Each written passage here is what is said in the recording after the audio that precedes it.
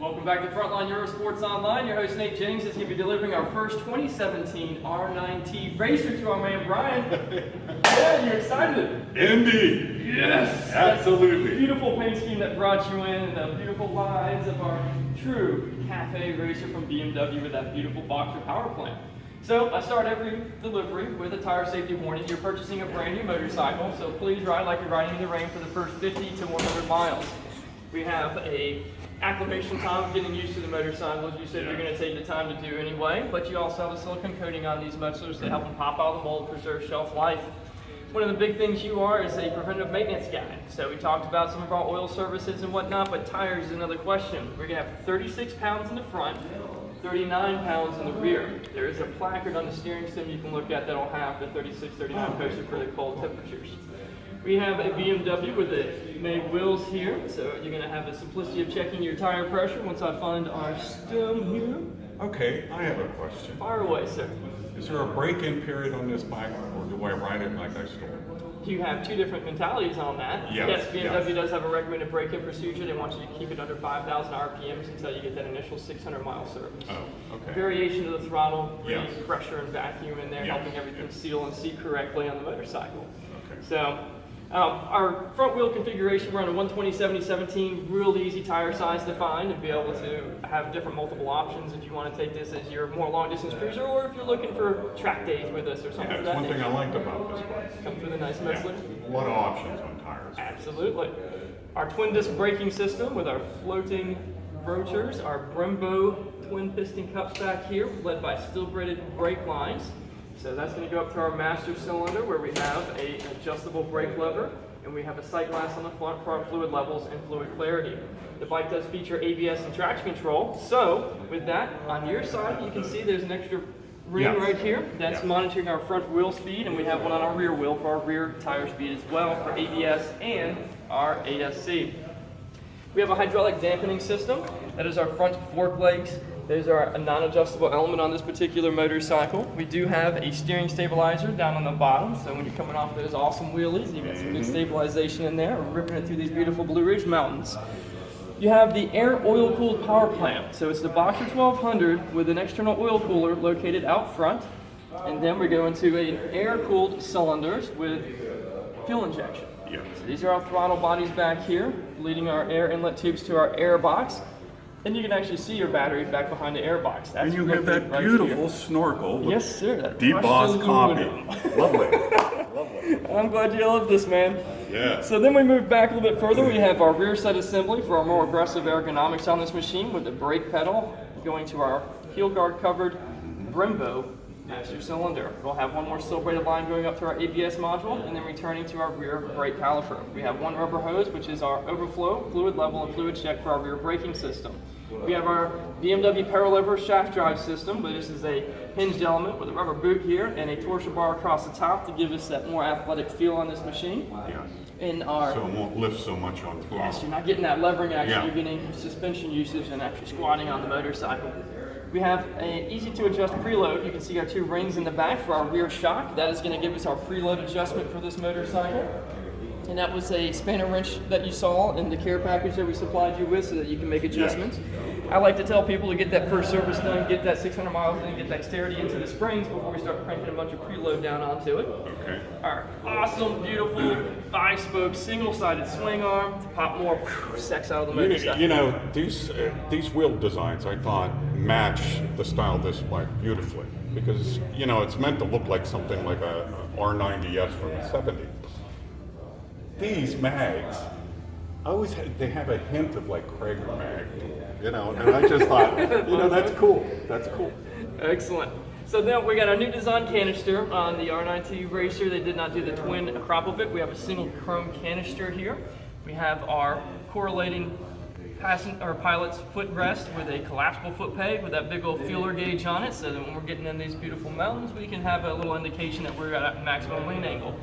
We also have a 6-speed gearbox, 1 down, 5 up. That is linkage, so these heim joints can be broken loose and make pedal adjustments right here for this motorcycle. As we move forward, we have our correlating cylinder, air inlet tube, fuel injection module. We do have an accessory socket located right above the left cylinder. Okay, that's cool. I didn't realize that. Yeah, a little Euro socket to give us a little extra charging power on this bad boy. And if we look way down on the bottom, we're going to be able to see our sight glass, our spin-on oil filter, and obviously a drain on the bottom as well.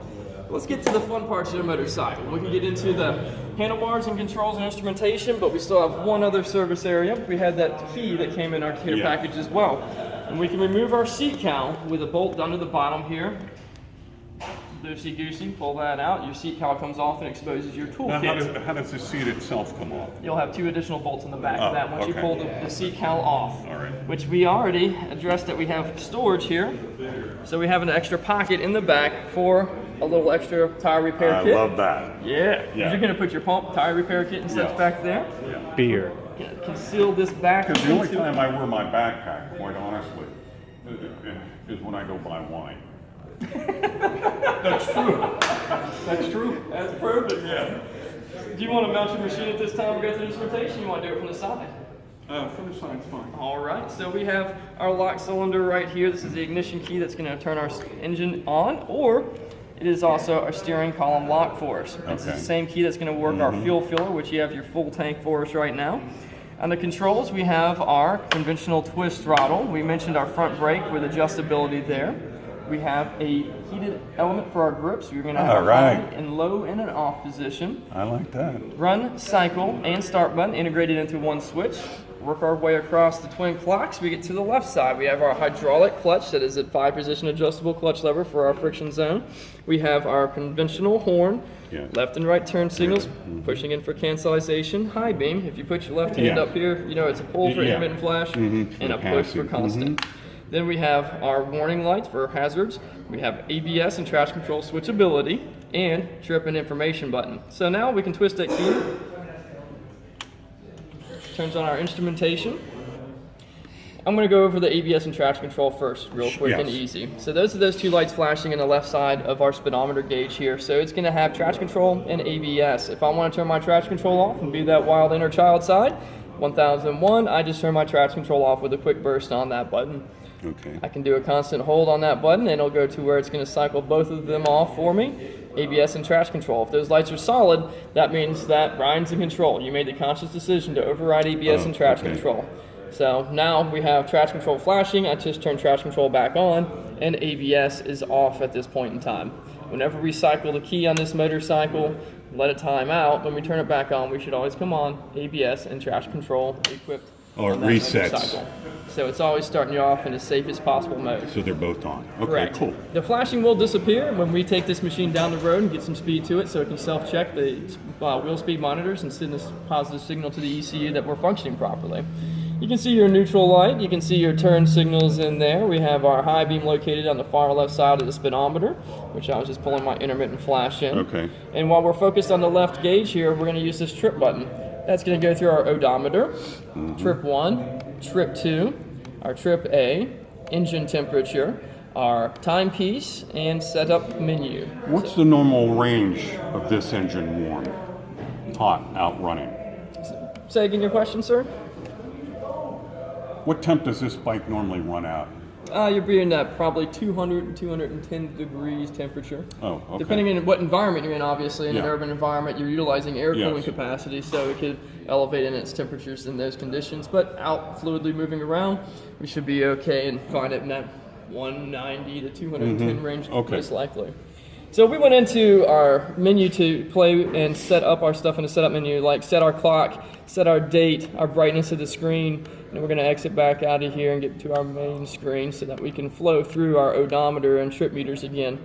Now we go to the right-hand side, which houses our tachometer, our gear indicator on the far right-hand side. This is our information button, and we're going to start with our consumption gallons per hour, our miles per hour average, our voltage check, our ride time, our date, and back to our fuel consumption instantaneous. I think it's cool that these look like traditional analogs. Yes, sir. But they're actually electronic. Tons of information it's packed cool. in there. Yeah, it's cool. So we've went through this motorcycle in its entirety for the most part, Brian, and I wanted to see if you would be willing to take this machine outside, let everybody hear RnineT racing. Oh, okay, sure. Excellent. Well, let's get doing that. Alright, so Brian's gonna start his new RnineT racer for us so we can all hear that amazing twin, that boxer from BMW.